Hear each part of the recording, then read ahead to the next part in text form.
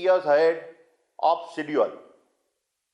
And Mr. Modi has now increased the target to 450 gigawatts by 2030. However, climate justice must also mean that the well-being of the developed is not at the expense of the developing. The out-of-the-box plans and methods that might work for advanced nations will not work for India and 1.4 billion Indians, nor will they satisfy any of the world's developing nations. The developed and developing worlds must jointly devise measures that permit equitable growth and secure a clean future for all. One nation's dream must not become another nation's challenge. In my view, the developed world must uniformly understand this better. Using a cricketing example, those who see the Adani Group solely as India's largest thermal power producer are watching not the match, but only the opening overs.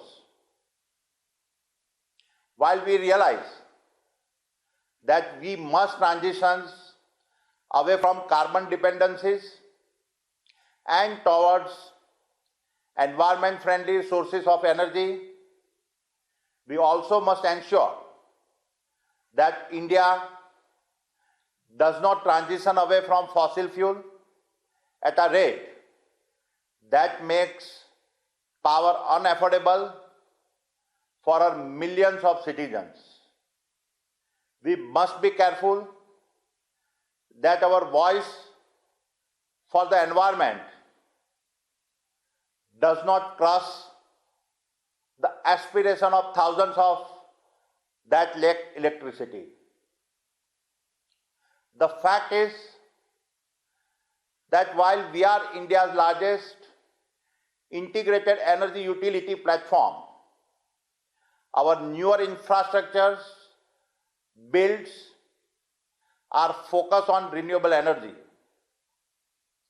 We choose this path to not just balance the CO2 emission, but also to make possible a responsible and a rapid energy transitions. In 2020, we become the largest solar company in the world. Our journey we started in 2015, and last month we caught up to our renewables target of 25 gigawatts, a full 4 years ahead of schedule.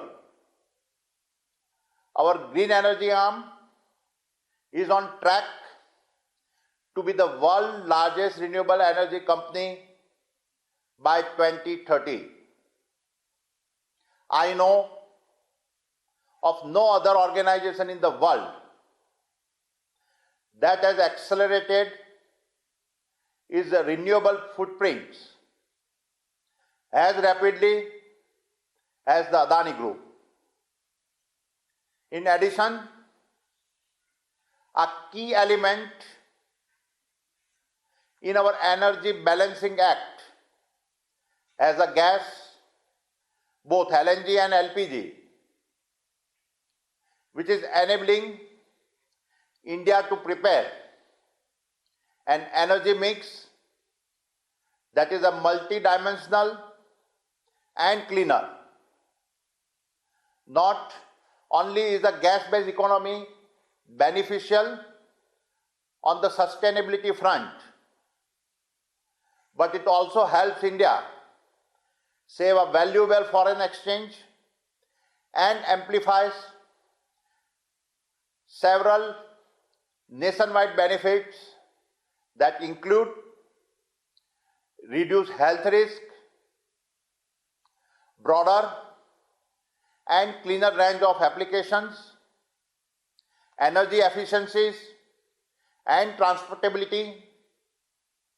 Also, as a part of Atmanirbhar Bharat, India's self-reliance initiative, we are now doubling our solar cell and module manufacturing capacity to 4 gigawatts and expanding the domestic manufacturing ecosystem for our renewable business, including a new wind turbine manufacturing cluster in Mundra.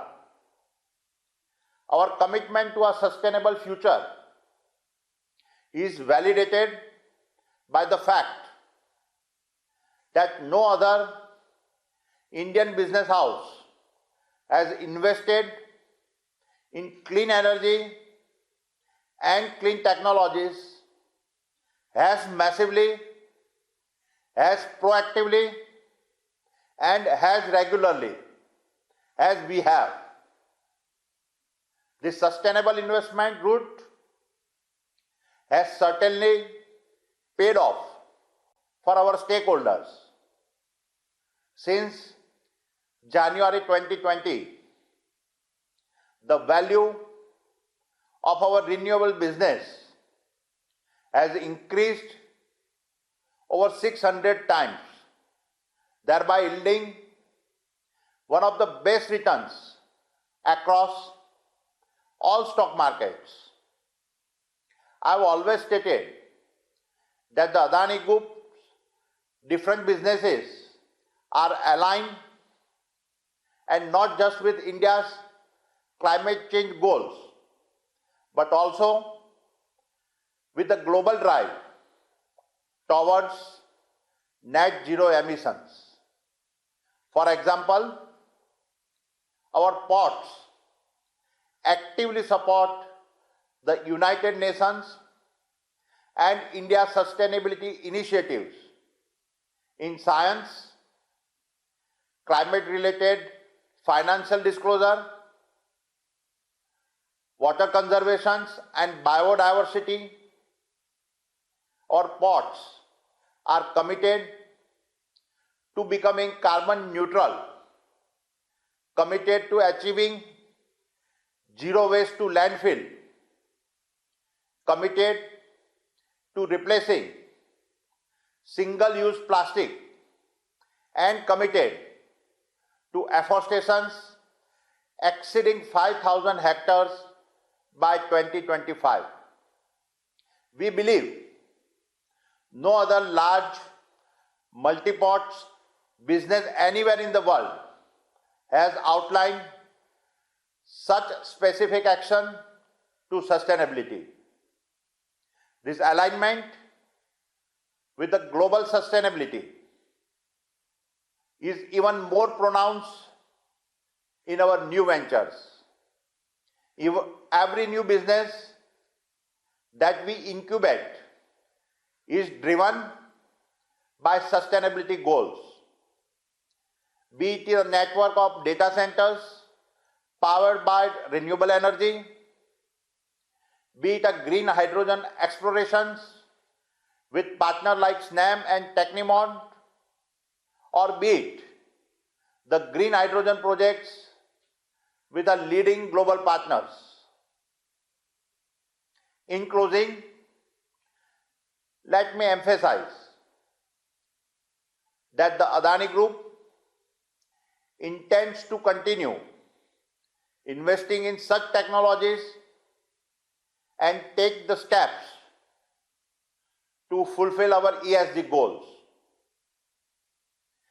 We will do so by carefully balancing our energy migration from carbon positive to carbon neutral and further on to carbon negative.